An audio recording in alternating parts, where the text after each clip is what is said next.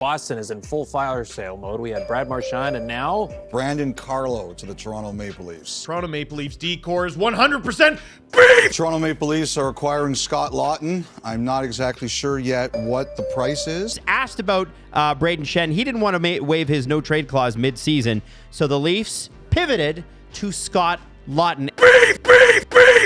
You did it, Toronto Maple Leaf fans. You should be really excited about this. You made some big trades. You got Brandon Carlo, an effective defensive D-man, while not a physical bruiser, is very good with his stick. The wild pause, we'll just start with that. And is definitely a top 4 quality guy. And then you bring in Scott Laughton, a capable third-line center. If I am the Maple Leafs, I'm happy with what I got at the trade deadline because they have Austin Matthews, Mitch Marner, and Marner's been absolutely brilliant for the Leafs this season. You got William Nylander producing at a point-per-game pace. John Tavares similarly. Matthew Knies has had a very good year this year with 24 goals, 17 assists for 41 points in 58 games played. Looking up front, as usual, they have plenty of scoring from the Maple Leafs. And now with the addition of Carlo, they have a pretty steady decor in my opinion. The goaltending has been steadied by Anthony Stolarz, who does have less games played than Joseph Woll, but he's been the better goalie statistically. That's all well and good, but this don't mean shit until the playoffs come. There's a few things I can count in life: death,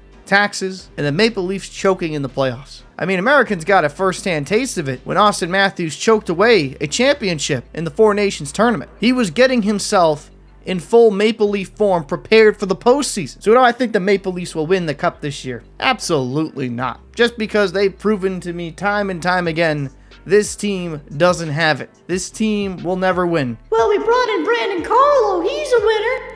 Hate to tell you, but their most notable event from that core of recent is a historic choke job in Game 7. I understand the philosophy of you can't beat them, might as well bring them in, but I don't think Carlo's going to be the one piece that gets them over the hump. I'm not too sure about Anthony Stolarz in the playoffs. It's a different level of play. Hopefully he proves me wrong, but my last image of Stolarz in a postseason wasn't so hot.